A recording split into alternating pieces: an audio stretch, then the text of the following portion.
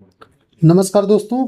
देखिए, यूपीएसआई मूल विधि के लिए हम लोग अभी तक 2 अधिनियम पढ़ चुके हैं और तीसरा अधिनियम हम लोग आज पढ़ने वाले हैं, बाल विवाह निषेध अधिनियम 2006। ठीक है।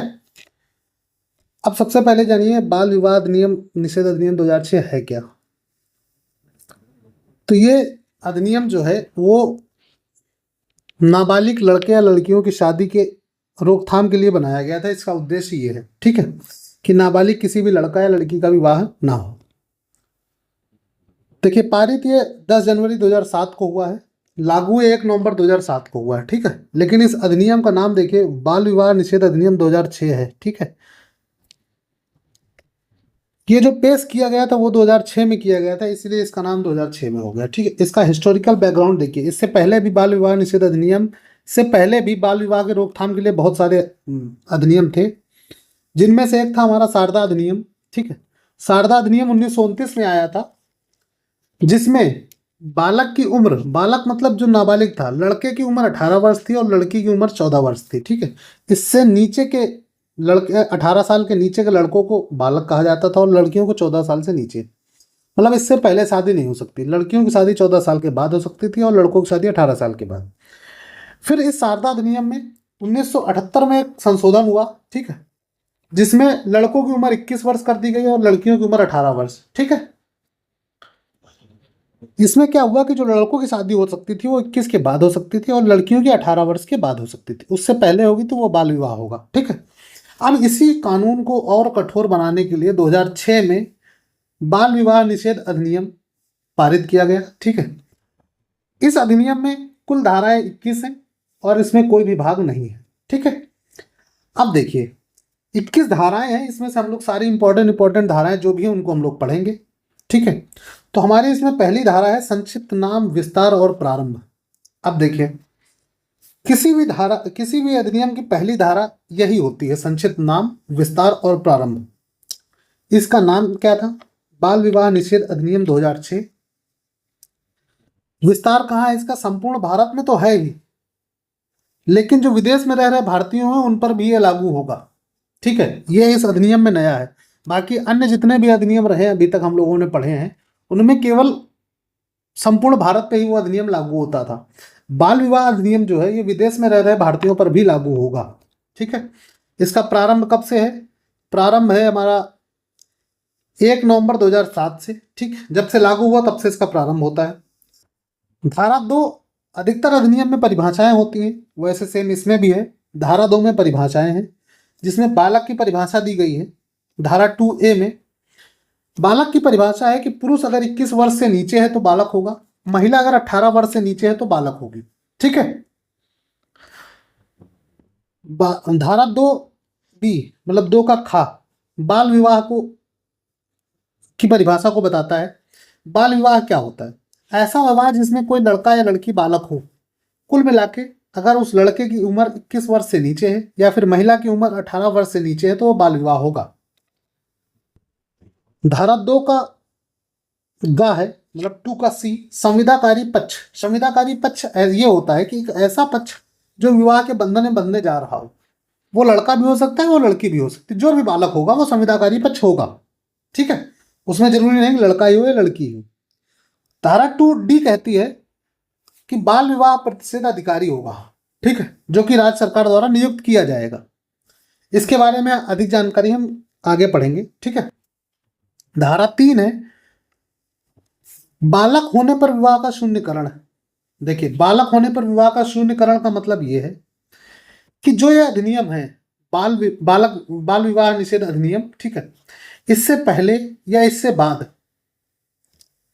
अगर किसी भी बालक का विवाह हुआ है तो उसको शून्य माना जाएगा। कुल मिला के वो विवाह वैध नहीं होगा। अच्छा, ये क्लियर कैसे होगा? इसकी याचिका कौन दायर कर सकता है? तो याचिका कोई भी दायर कर सकता है।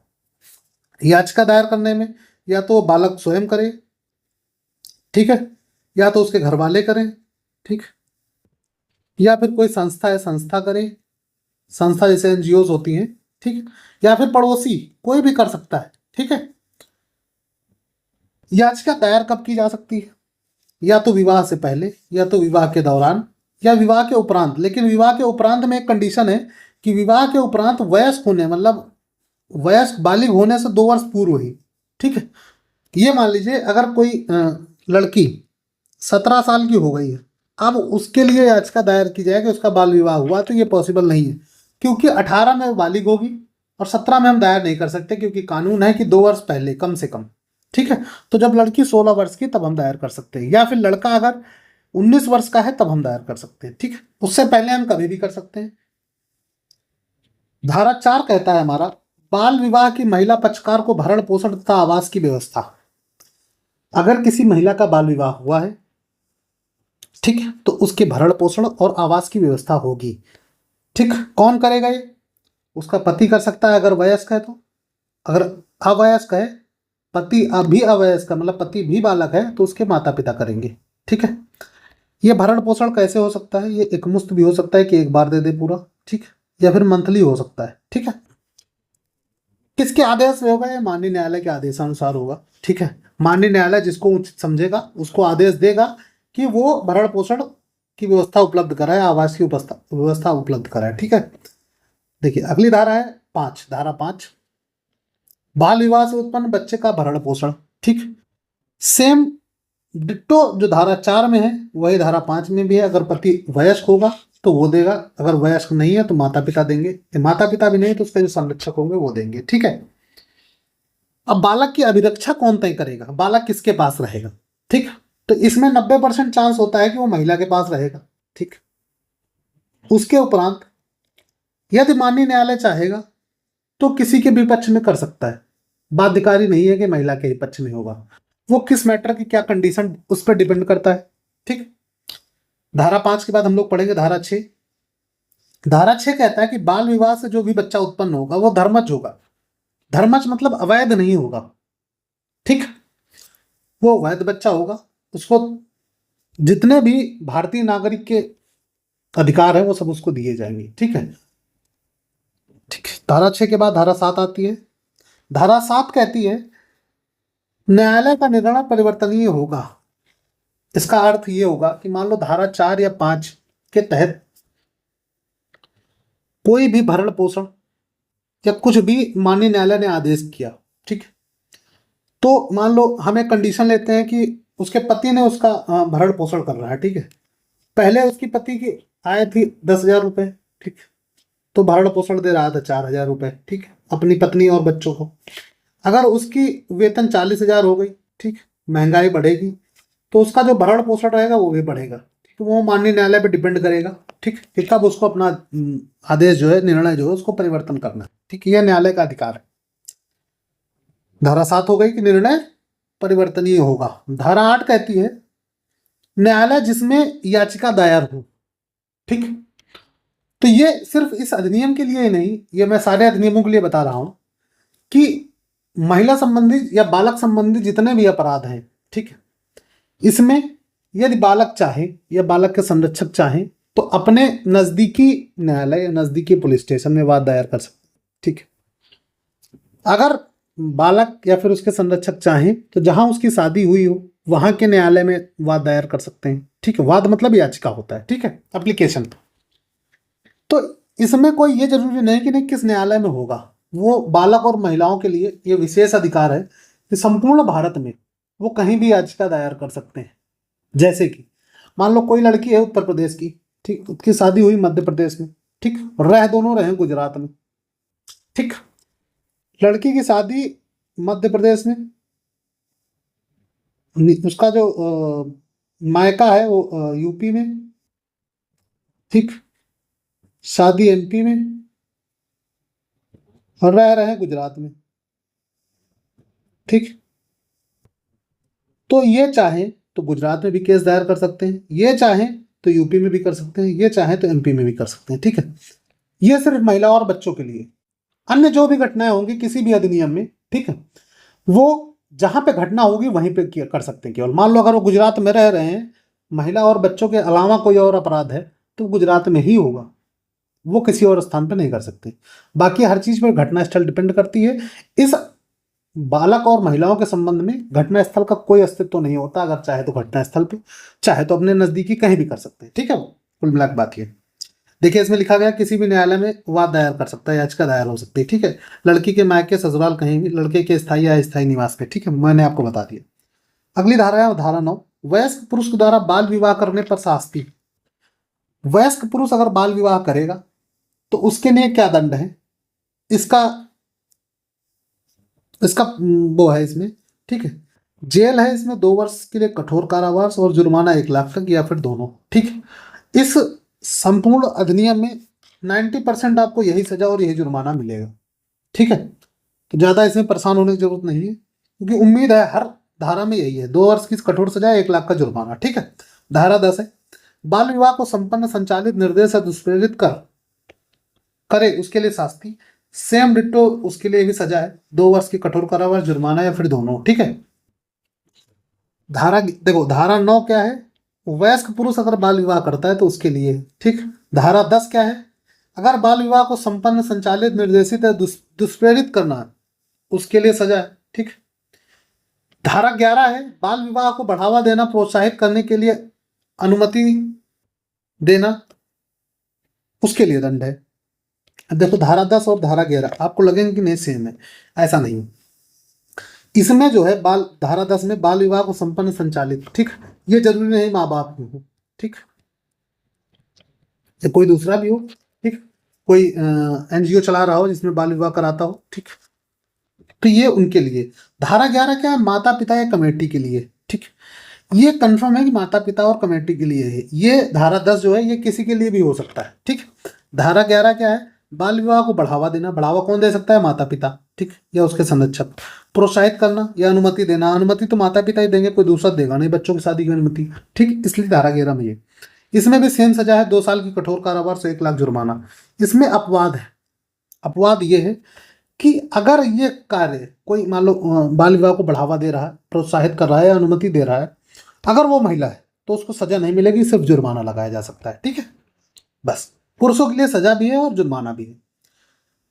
अगली धारा है धारा 12 हमारी, ठीक है। कुछ परिस्थितियों में बाल विवाह का शून्य होना।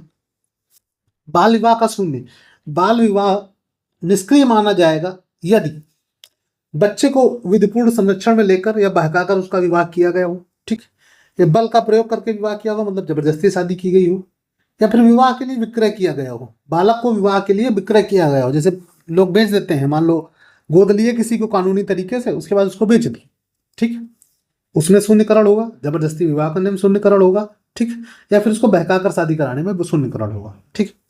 देखिए धारा 12 हो गई। में धारा 13 कहती है कि बाल विवाह प्रतिषेध के संबंध में न्यायालय की स्थिति, न्यायालय कौन सा न्यायालय इसमें एक्शन ले सकता है, ठीक है। तो एक्शन लेने के लिए प्रथम श्रेणी न्यायिक मजिस्ट्रेट और महानगर मजिस्ट्रेट, ये 2 न्यायालय इसमें एक्शन ले सकते हैं, ठीक है। बाल विवाह की जानकारी मिलने पर न्यायालय विवाह रोकने का आदेश पारित करेगा, ठीक है, जिसको कहेंगे निषेधाज्ञा, निषेधाज्ञा या फिर व्यादेश, व्यादेश, व्यादेश या निषेधाज्ञा। इसको ना मानने पर 2 वर्ष की कठोर सजा या 1 लाख का जुर्माना, या दोनों। सेम सजा चल रही है, ठीक है, बाल विवाह में 2 साल का जेल और जुर्माना 1 लाख का। धारा 14 कहता है, ठीक, धारा 13 हम लोग पढ़ लिए। धारा 14 कहती है कि निषेधाज्ञा आदेश जारी होने के बाद किया गया विवाह अमान्य होगा। निषेधाज्ञा आदेश क्या होता है, निषेधाज्ञा आदेश ये होता है कि बाल विवाह की जानकारी अगर माननीय न्यायालय को हो गई, माननीय न्यायालय उसको शून्य कर सकता है, ठीक, उसको खारिज कर सकता है, उसको रद्द कर सकता है। अगर उस आदेश को ना माना जाए तो वो धारा 14 में है, ठीक है। इसके लिए कोई सजा का प्रावधान लिखित रूप में नहीं है, ठीक है। धारा 15 है अपराध की प्रवृत्ति। अपराध किस प्रकार का होगा ये, अगर ऐसा कोई अपराध करता है तो संज्ञेय होगा और गैर जमानती होगा। संज्ञेय मतलब 3 साल से ऊपर की सजा, ठीक। गैर जमानती मतलब जमानत नहीं मिलेगी, ठीक, ये है। धारा 16 कहती है बाल विवाह प्रतिषेध अधिकारी की नियुक्ति। बाल विवाह प्रतिषेध अधिकारी की नियुक्ति कौन करेगा, राज्य सरकार करेगी। इसके कर्तव्य भी इसी में दिए गए धारा 16 में। बाल विवाह प्रतिषेध अधिकारी की नियुक्ति जो करेगी राज्य सरकार, वो कितने कर सकती है, वो जरूरत के हिसाब से कितने भी कर सकती है, ठीक है। बाल विवाह रोकेगा, इसके कर्तव्य है बाल विवाह प्रतिषेध अधिकारी बाल विवाह को रोकेगा, अपराधियों पर कार्रवाई करेगा, साथ संगठन की कार्रवाई करेगा, लोगों को जागरूक करेगा बाल विवाह के लिए, ठीक है। धारा 18 कहती है कि सद्भावना पूर्वक किए गए कार्यों पर कार्रवाई नहीं होगी, ठीक है। जो समाज की भलाई के लिए कार्य किए जाएंगे उनमें कार्रवाई नहीं होगी, ठीक है। और धारा 19 हमारी कहती है इस अधिनियम पर कानून राज्य सरकार बनाएगी। ठीक, इस अधिनियम पे जो भी कानून बनेंगे भविष्य में वो सिर्फ और सिर्फ राज्य सरकार बनाएगी। ठीक है, तो हमारा ये बाल विवाह निषेध अधिनियम 2006 कंप्लीट हुआ। ठीक है,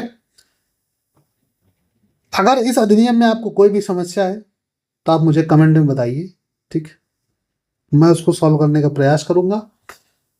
बाकी ये अधिनियम हमारा कंप्लीट हो गया। इससे रिलेटेड क्वेश्चन देखो, मैंने कहा था कि दहेज प्रथा में भी, डीपी एक्ट में भी कि मैं क्वेश्चन करवाऊंगा, लेकिन मैं सोच रहा हूँ महिलाओं और बच्चों से संबंधित जो भी अपराध हैं, ठीक, वो पूरा कंप्लीट कर लूँ, उसके बाद आपको एक साथ क्वेश्चन करवा दूंगा जिसमें सारे प्रीवियस ईयर सॉल्व हो, क्वेश्चन शामिल होंगे। ठीक है, प्रीवियस ईयर। ठीक है, तो मिलते हैं अगले वीडियो में, एक अगला अधिनियम हम लोग पढ़ेंगे। ठीक है, तब तक के लिए बाय बाय, टेक केयर।